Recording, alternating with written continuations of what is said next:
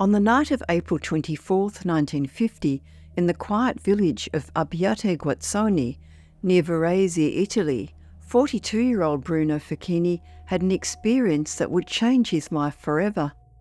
Located just east of Lake Maggiore, in northern Italy, this smaller community would soon become the site of one of the most credible and well-documented close encounters of the third kind in early Italian UFO history.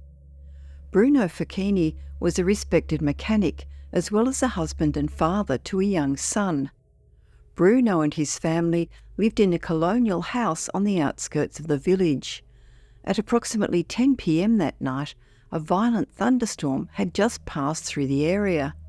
The rain had stopped, but the air still felt charged with electricity as distant flashes occasionally lit up the bright sky. Bruno stepped outside to use the toilet, which at that time was housed in a small wooden shack outside their home, a common feature of rural European homes in that era. After using the facilities and smoking a cigarette, he started making his way back down the garden path toward his house. It was then that something caught his attention. In the field adjacent to his property, strange flashing lights appeared. At first, Bruno assumed they were lingering effects from the recent storm, perhaps electrical discharges from a damaged power line. The high-voltage power line ran right over the village, with one of its poles directly in front of his home. Concerned that a fallen cable might pose a danger to his young son, who might play in the area the following day, Bruno decided to investigate.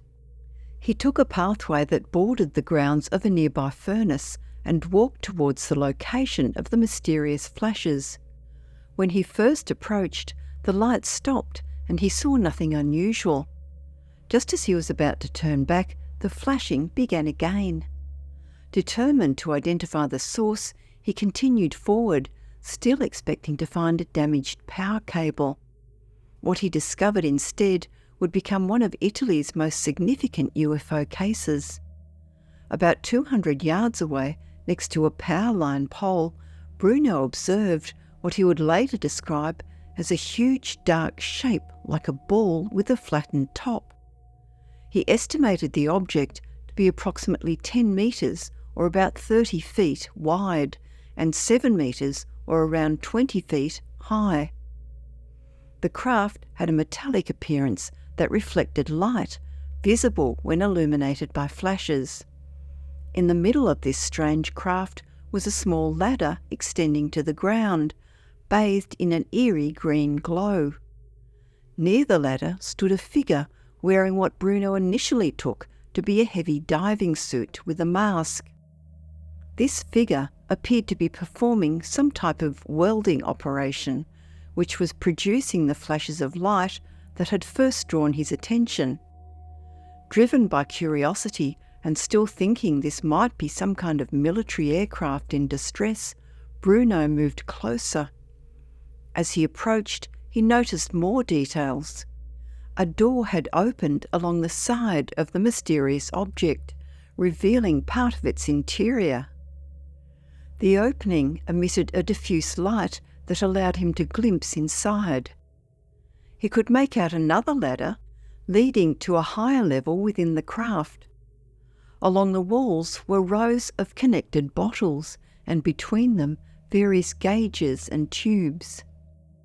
In the middle there was a small ladder illuminated by a green light, Bruno later told investigator Antonio Giudici. Almost immediately I understood that the light came from some sort of lamp handled by a standing man who seemed to be engaged in welding. He wore something like a diving suit and a mask. As he drew nearer, Bruno noticed two additional figures wearing identical contraptions moving slowly around the craft. All three beings were human proportion, approximately 1.7 metres, or about 5 feet 7 inches tall. Each wore what appeared to be heavy suits, like diving suits, and helmets with dark masks, from the front of which emerged a flexible pipe about 30 centimetres long that Bruno assumed was connected to some sort of breathing apparatus. Not only did they move slowly, but also with visible effort, as though weighted down by the bulk of their suits. The air surrounding the craft felt unusually warm, almost like standing near something emitting steam. From the object came a constant, uncomfortable buzzing sound that Bruno would later describe as similar to a giant beehive, a detail that would appear in numerous other close encounter reports in the years to come. The sparks he had seen from a distance were pouring from pipes that one of the figures was working on with an unknown device. Bruno, still believing these might be military personnel, perhaps American pilots testing a new type of aircraft, decided to offer his assistance. I offered to help, but the only answer I received was some guttural sounds that were not understandable, Bruno later recounted. The beings appeared to communicate with each other using these strange guttural sounds, unlike any human language Bruno had heard before. It was at this moment that Bruno Facchini began to realise these were not American test pilots or any other human aviators.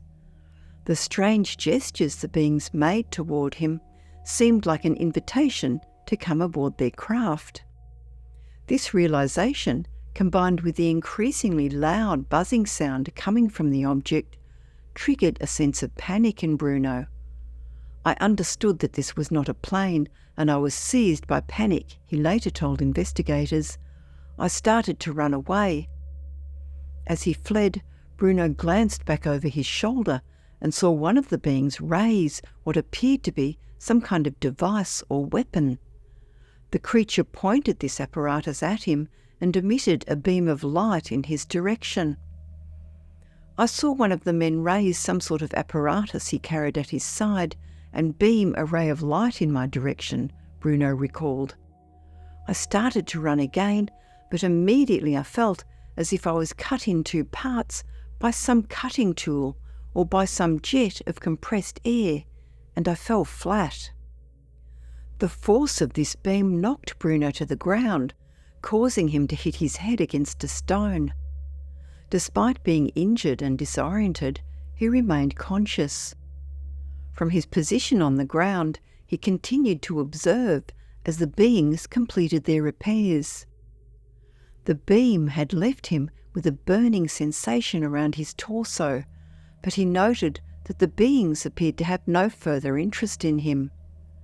They seem not to be interested in me anymore, he later stated. I'm convinced they only wanted to scare me and had no intention to do anything wrong to me. Bruno watched as the beings finished their work.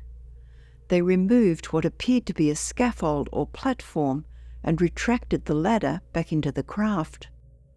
The door through which the light had been shining closed, and all the lights on the exterior of the craft went out.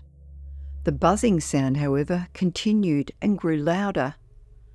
Suddenly the sound became louder, the craft took off, gained speed and disappeared, Bruno recalled. After the craft departed, Bruno remained on the ground for several minutes, staring at the now empty sky.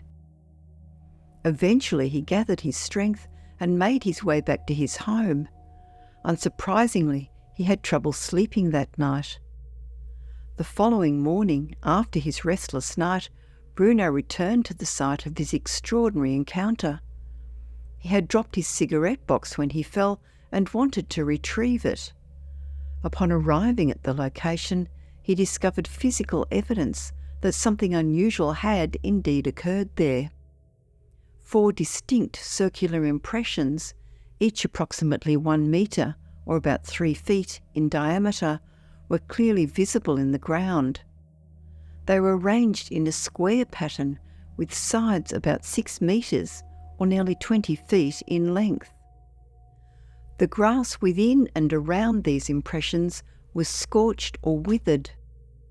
Most intriguingly, scattered on the ground were numerous small fragments of metal, which Bruno believed were remnants from the welding operations he had witnessed the previous night. Bruno decided to report his experience to the authorities. He went to the police headquarters in Varese, where an investigation was initiated. Police officers visited the site and observed the ground traces. The metal fragments were collected and sent to the Research Institute for the Study of Metals in Novara for analysis.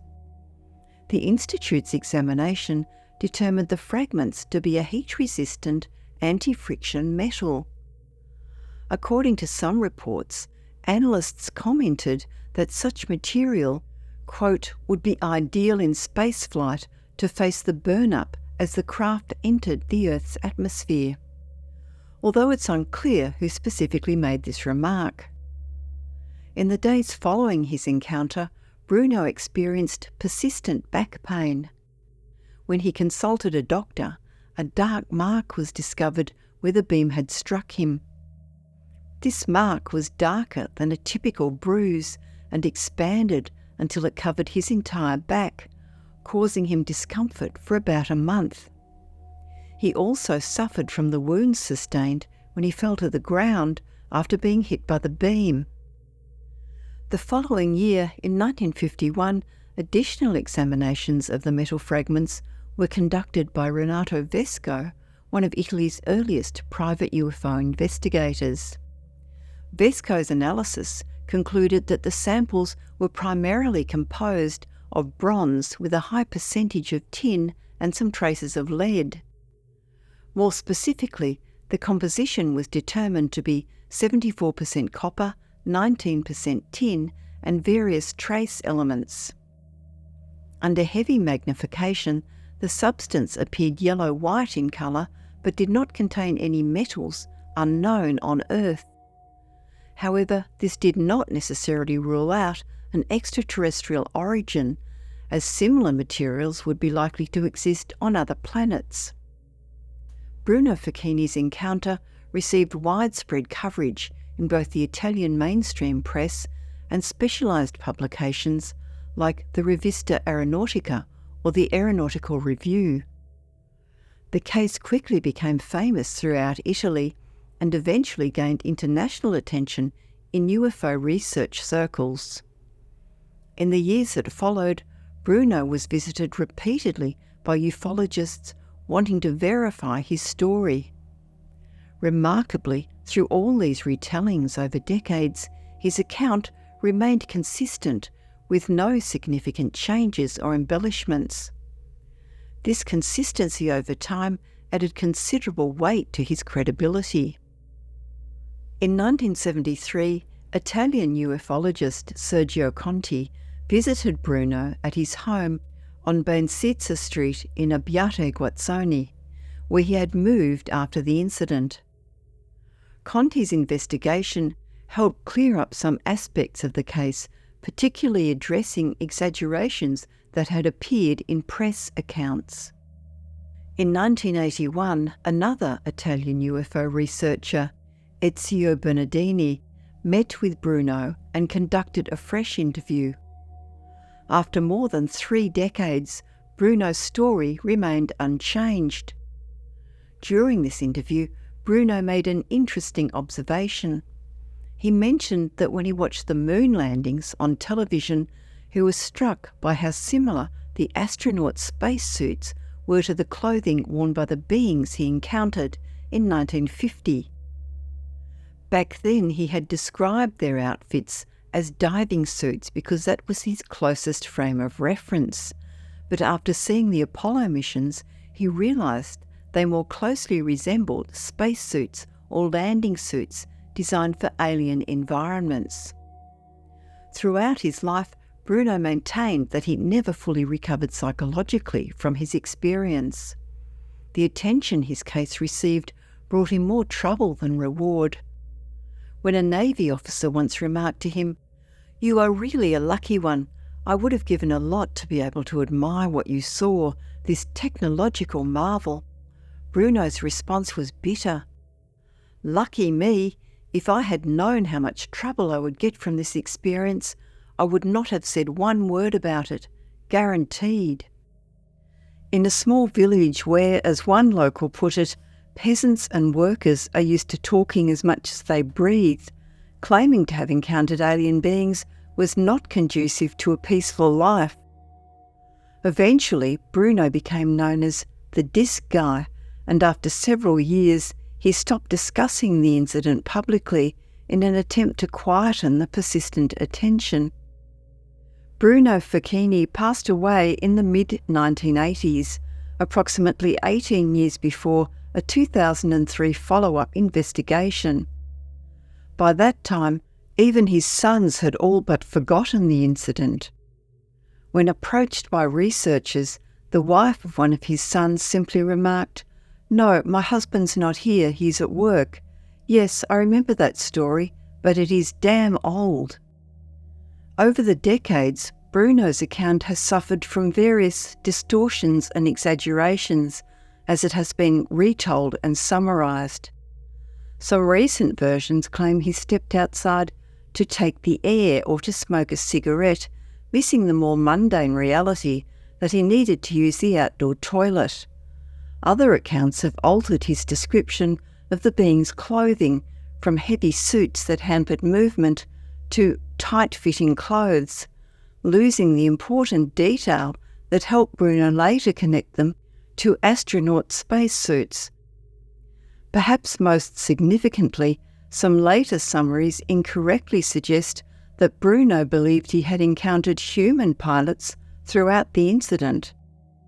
In reality, he clearly stated that while he initially thought they might be human aviators testing an experimental craft, he quickly realised they were not of this world.